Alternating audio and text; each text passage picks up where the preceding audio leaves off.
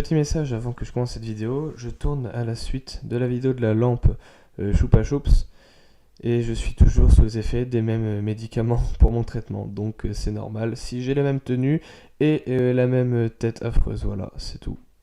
Bon visionnage. Hey, c'est tout, c'est que on se retrouve sur une nouvelle vidéo, donc pour moi c'est assez rapide parce que je tourne à la suite de la précédente, pour vous je sais pas comment ça sera. Mais pour du coup une mallette que j'ai construite qui va permettre d'avoir les caméras à l'intérieur, etc. pour que ça soit protégé tout simplement. Et je vais vous montrer le résultat tout de suite. Voilà. Putain. En vrai c'est carré. Ça se ferme bien, c'est compact. Il y a une belle épaisseur de mousse et pour le transport c'est parfait. Pour ce qui est des autres pièces, par exemple les pièces détachées type GoPro, etc. Ainsi que les câbles, je le mets dans cette petite caisse qui était, si vous connaissez cette marque, c'était des jeux avec des clips, etc. Et du coup maintenant je m'en sers pour, ranger tous les câbles, les pièces détachées, etc. Ce genre de truc qui sert pas tout le temps quoi, mais qui est bien d'avoir avec soi. Pour cette vidéo, j'ai expérimenté sur l'imprimante un petit quelque chose, un petit système pour faire des timelapses vraiment très propres. Enfin, je trouve très propre par rapport à ceux où on voit juste la tête qui se déplace dans tous les sens assez rapidement et c'est pas très beau. Donc j'en ferai une prochaine vidéo, donc comme encore un upgrade à l'Ender 3 et aussi un upgrade de mon espace de travail, enfin bref, mais ça c'est pour une prochaine vidéo justement. Et là du coup on va attaquer la construction de cette petite mallette. C'est parti. Ok, donc dans un premier temps, on va placer les objets comme on le souhaite sur une mousse bien spécifique, une mousse de 5 cm. Pour ma mallette, j'utilisais deux mousses de 2 cm et une de 5 cm, donc je vous mettrai les liens en description parce qu'elles sont vraiment bien. Donc on trace le contour de nos objets, ensuite on va les couper et là on a déjà notre première étape d'effectuer. C'est le plus simple on va dire à faire et il faut juste une bonne lame de cutter et un peu de patience parce que c'est assez long à faire. Mais franchement le résultat est vraiment très satisfaisant une fois que c'est effectué. Dans un premier temps, on va venir découper des planches parce que j'avais fait des découpes auprès de Monsieur Bricolage de 65 par 35 pour avoir une marge de 5 cm pour mes planches. Mais il s'avère qu'en fait je ne prends pas autant. Donc j'ai dû refaire des coupes. Après avoir effectué les coupes, on va venir mettre de la colle chaude pour fixer nos planches entre elles, pour venir faire une mise en position tout simplement. J'avais imprimé des équerres mais qui malheureusement étaient trop petites et donc pas assez solides, que je ne me suis donc pas servi pour le coup. J'ai pris des équerres qui me restaient dans mon foutoir et des boulons.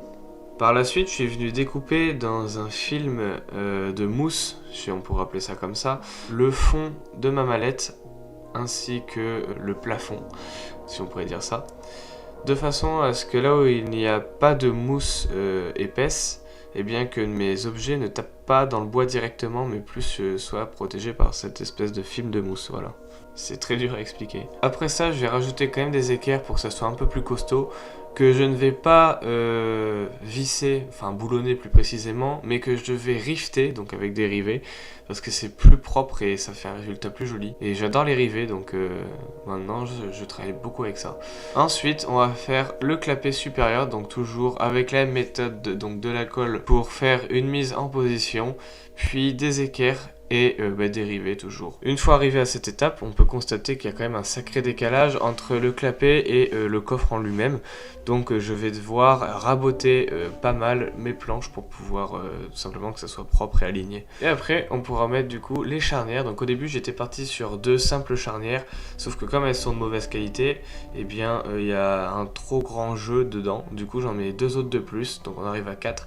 Et là la fermeture est vraiment parfaite. Là, ce que vous pouvez voir sous vos yeux, c'est que j'ai trop poncé mon bois, ce qui fait que ça ne se joint plus. Et pour faire simple, j'ai mis de la colle chaude pour reformer cet angle-là. Et ça marche super bien en fait, et même quand c'est peint, c'est vraiment très joli. Ça fait pas une trop grande différence avec le bois, qui est d'ailleurs du médium de 3 mm. Allez, accrochez-vous, c'est la dernière ligne droite, donc on va venir peindre notre petite mallette. Donc j'ai mis 3 couches de peinture avec une bombe de peinture de bonne qualité. Ensuite, je prends des fermoirs à levier, je crois que c'est comme ça que ça s'appelle. Sauf que les crochets qui sont vendus avec sont vraiment trop pourris, donc j'en réimprime en 3D et ça fait le taf. Ensuite, j'avais imprimé des équerres, donc vous pouvez voir maintenant le timelapse qui est d'ailleurs très beau comme je vous avais dit au début de vidéo, qui devait servir juste à l'esthétique de la caisse et au final je les ai pas mis, mais bon, je vous mets quand même le timelapse. Voilà, donc le résultat, j'ai aussi rajouté une poignée, donc j'ai pris un sac action que j'ai découpé parce que j'avais rien d'autre sous la main.